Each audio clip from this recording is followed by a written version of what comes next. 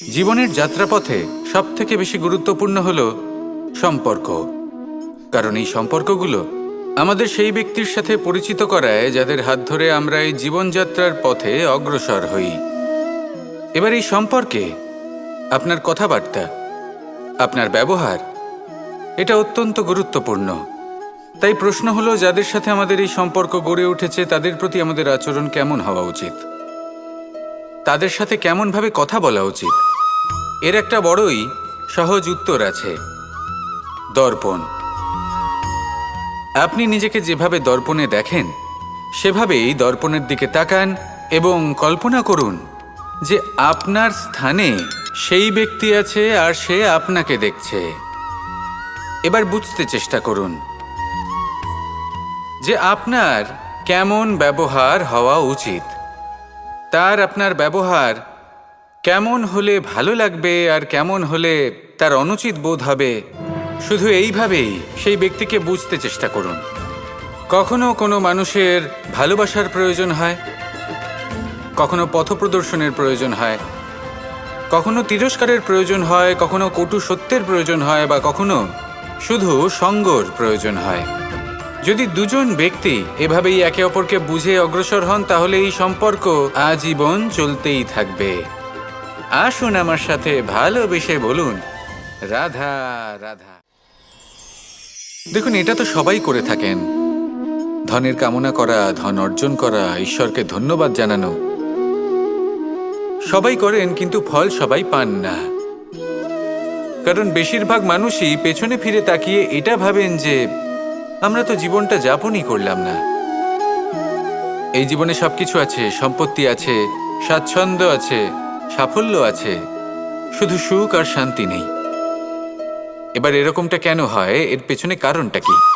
কারণ হলো এটাই যে জীবনে বাঁচার যে বিধি আপনি নির্বাচন করেছেন তা কিছুটা অনুচিত।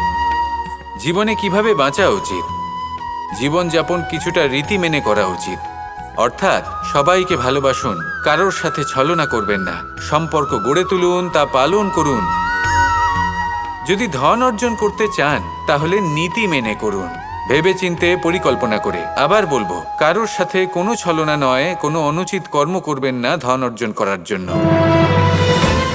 আর যদি ঈশ্বরকে ধন্যবাদ জানাতে চান তাহলে প্রীতি দ্বারা করুন।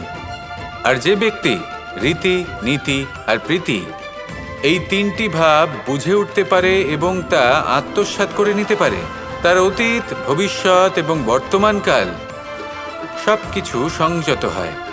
আপনি কিভাবে জীবনযাপন করতে চান, কিভাবে ধন অর্জন করতে চান, ঈশ্বরকে ধন্যবাদ জানাতে চান, নির্বাচন আপনার। আসুন আমার সাথে ভালোবেসে বলুন, রাধা রাধা। অনেক সময় পথে চলতে গেলে এই ছোট ছোট কাঁকড় আমাদের পায়ের তলায় চাপা পড়ে যায়, কিন্তু তাও কখনো এদের অপমান করবেন না। এদের প্রারব্ধকে নিয়ে, এদের ভাগ্যকে নিয়ে, এদের আকারকে নিয়ে কখনো উপহাস করবেন না। ভাবুন, যদি কখনো ঝড় ওঠে আর এই ছোট্ট একটা কাঁকড় আপনার চোখে ঢুকে যায় তাহলে কিন্তু সেটা আপনাকে অত্যন্ত কষ্ট দিতে পারে। এরকমই হয় আমাদের জীবনের প্রত্যেকটি ব্যক্তি। কখনো কাউকে অপমান করবেন না, সবসময় সবাইকে সম্মান করুন। যদি আপনি কাউকে অপমান করেন, যদি আপনি কাউকে ছোট অনুভব করান, হতে পারে সময় এলে পরে সেই ব্যক্তিও আপনার শত্রু হয়ে উঠবে, আপনাকে বিকট পরিস্থিতিতে ফেলতে পারে। সেই জন্য কারোর আকার দেখে তাকে সম্মান করবেন না। এই সংসারে সবাইকে সম্মান করুন, সবাইকে ভালোবাসুন। আর আসুন আমার সাথে ভালোবেসে বলুন, রাধা রাধা। রামধনু আমাদের সকলের প্রিয়। আকাশে এই 7 রং দেখে মন আনন্দে ভরে ওঠে। কিন্তু এই রামধনু প্রত্যেক দিন বা সবসময় দেখা যায় না, বর্ষার ঋতুতে দেখা যায়।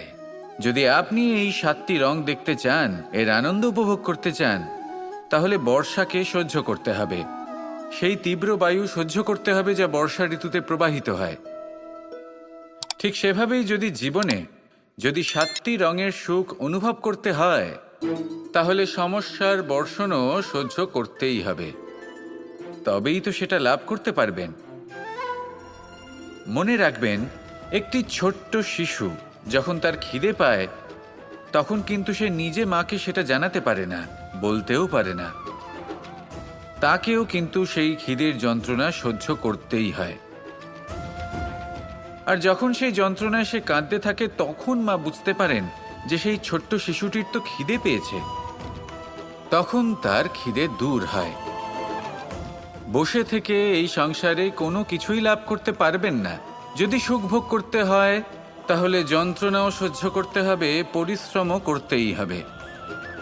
তাহলে সাহসের সাথে সব যন্ত্রণার সম্মুখীন হন, শৌর্যের সাথে পরিশ্রম করুন, আর আমার সাথে ভালোবেসে বলুন, রাধা রাধা।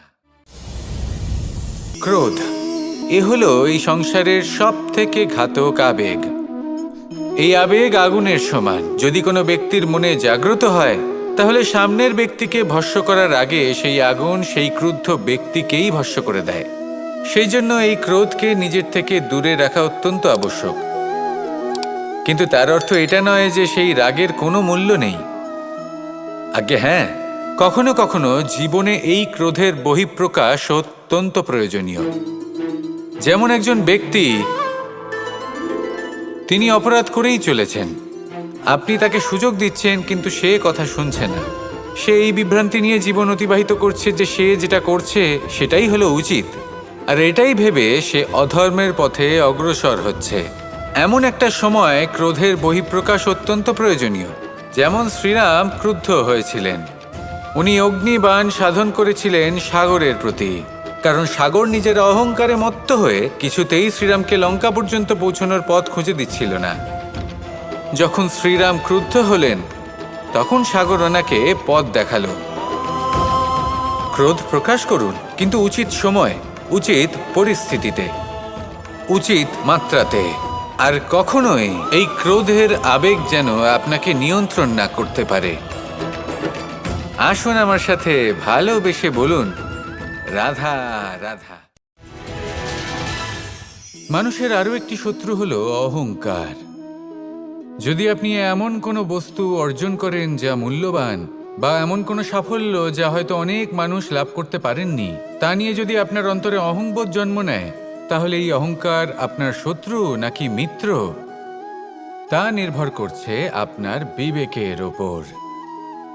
এবার ধরুন আপনি অত্যন্ত শক্তিশালী ব্যক্তি আর আপনি অহংকারী হয়ে গেলেন, আর আপনি যদি তখন বিবেকবোধ প্রয়োগ না করেন আর সেই শক্তির অপব্যবহার করে অনুচিত কর্ম করতে থাকেন, তাহলে আপনার সাথেও সেটাই হবে যা মামাশ্রী কংসের সাথে হয়েছিল। কিন্তু যদি আপনি অহংকার করেন নিজের ভালোবাসা নিয়ে, নিজের সমর্পণ নিয়ে, যে যাদের আমি ভালোবাসি তাদের জন্য আমি নিজের যা কিছুই আছে সব কিছু সমর্পণ করে দেব, তাহলে আপনি দধিচির মতো মহান হয়ে উঠতে পারেন। তাহলে এই অহংকার যা এই সমস্ত সংসারের গতিকে বাধা দেয়, তাকে নিজের বন্ধু করে তুলুন আর আমার সাথে ভালোবেসে বলুন, রাধা রাধা।